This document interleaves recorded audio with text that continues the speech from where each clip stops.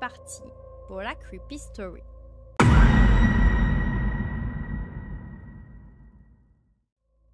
Notre histoire concerne un petit garçon de 5 ans qui s'appelle Cameron Macaulay. Donc c'est pas en France, et donc c'est un petit garçon qui vit à Glasgow avec sa mère et son frère, donc il me semble que Glasgow c'est en Écosse si je dis pas de bêtises.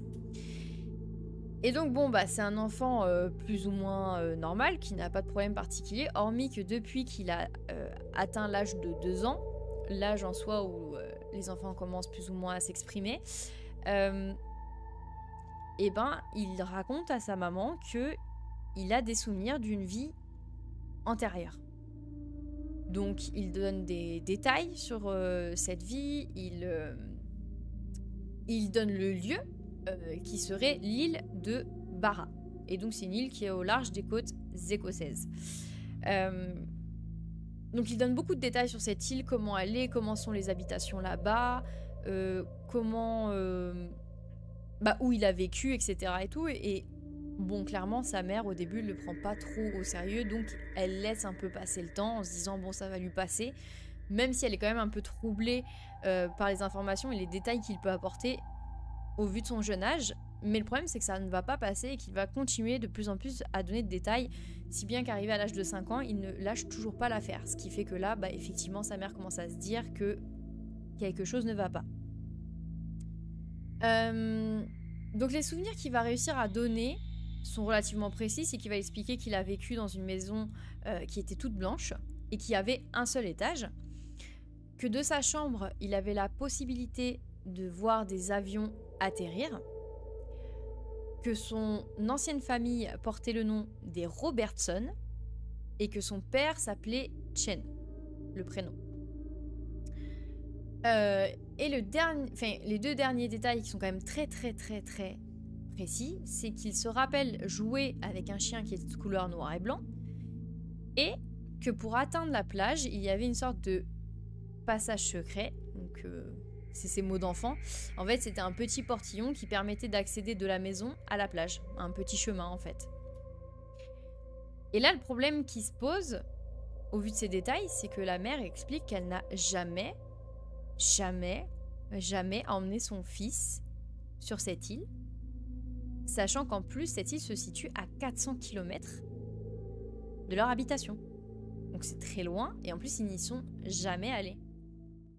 Donc la maman va décider quand même de faire consulter son garçon par plusieurs psychiatres, dont une femme qui va recevoir l'enfant, l'écouter, et qui va très formellement affirmer qu'il ne ment pas, qu'il n'invente pas, que ce n'est pas possible qu'il invente, pour la simple et bonne raison que les détails sont beaucoup trop précis, surtout au vu de son jeune âge.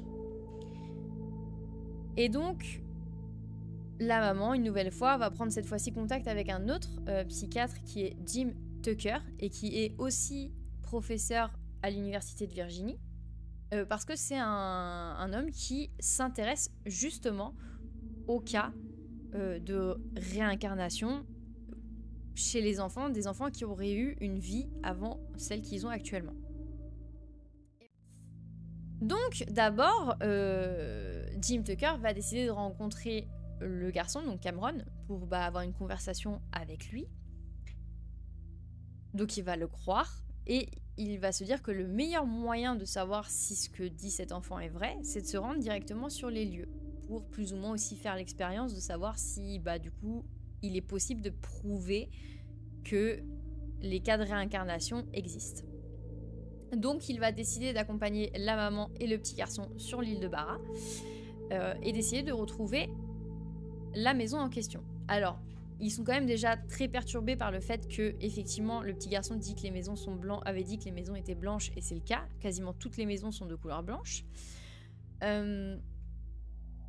Mais bon, forcément, c'est compliqué pour le petit garçon, puisqu'au final, il a un peu du mal à première vue de retrouver justement la maison, puisqu'elles sont toutes de la même couleur.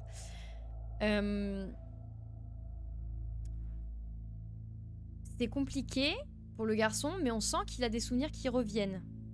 Le garçon, une fois qu'il arrive un peu sur cette île, on a l'impression que déjà il revit son ancienne vie finalement, c'est un petit peu ça. Ils vont décider, du coup, pour essayer de retrouver la maison, de chercher via une généalogiste s'il y a bien eu une famille Robertson qui a vécu sur l'île dans une de ces maisons.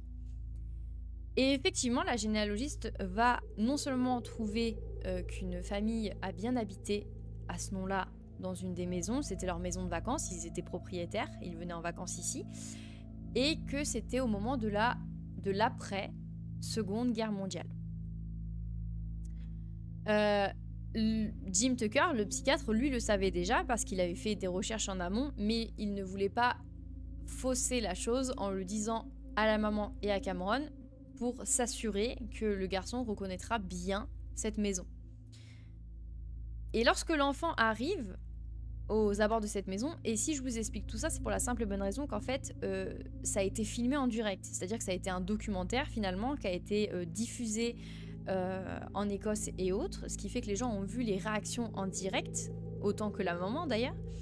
Et donc en fait, on voit le petit garçon sur ce documentaire arriver devant la maison, et au lieu d'avoir, on va dire, ce sentiment d'être heureux d'être revenu chez lui, on a l'impression, on voit plutôt un enfant qui est triste et qui est un peu tourmenté par ses souvenirs finalement.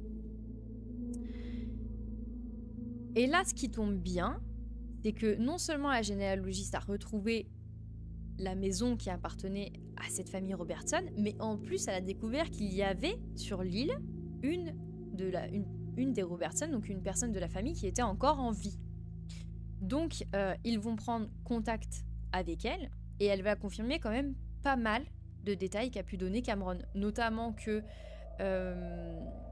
c'était une famille avec 2 garçons, 2 filles, parce que Cameron, quand il va arriver dans la maison, il va expliquer que ici c'est sa chambre et que l'autre chambre elle appartient à ses 2 sœurs, donc ça correspond aux membres de la famille, que les enfants des Robertson jouaient effectivement avec un chien noir et blanc, c'était le chien qui appartenait aux voisins de la famille.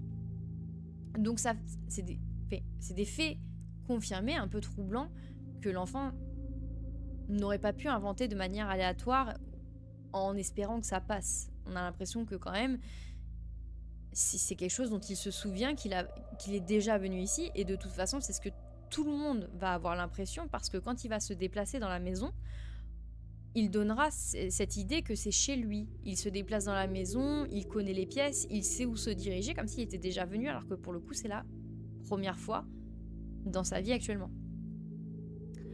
Après, il va y avoir quand même des informations qui ne vont pas concorder avec celles de Cameron, notamment le fait que il ferait partie des enfants de cette famille lorsqu'elle a vécu, alors que les 4 enfants des Robertson actuellement sont tous les 4 toujours en vie. Ils ne vivent plus sur l'île, mais ils sont toujours en vie. Ce qui voudrait dire que Cameron s'identifie comme étant un de leurs fils, alors que c'est pas possible, du coup. Et la deuxième information que la femme ne va pas confirmer, c'est qu'elle ne connaît pas, à l'heure actuelle, un Chen Robertson, alors que Cameron disait que c'était le prénom de son père dans sa vie antérieure. Ceci dit, hormis ces informations-là, il faut quand même reconnaître qu'il ne s'est pas beaucoup trompé. Ni sur les membres de la famille, ni sur la couleur de la maison, et effectivement de la chambre de Cameron, les avions atterrissent bien sur l'île à cet endroit, donc il pouvait effectivement les voir, chose qu'il n'aurait pas pu quand même inventer, sachant qu'il n'était jamais venu. Donc il y a quand même, malgré quelques éléments qui ne concordent pas, il y a quand même beaucoup d'informations qu'il a pu donner en détail qui sont troublantes. Donc après avoir fait ce voyage qui a plus ou moins conforté Jim Tucker sur le fait qu'il est tout à fait possible que des enfants puissent avoir déjà vécu des vies antérieures, donc s'être réincarnés finalement, Cameron va grandir sans trop se rappeler, enfin on va dire que les souvenirs vont de plus en plus s'estomper de sa vie antérieure, et donc il n'aura plus vraiment de détails à donner par la suite, plus que ce qu'il avait donné déjà.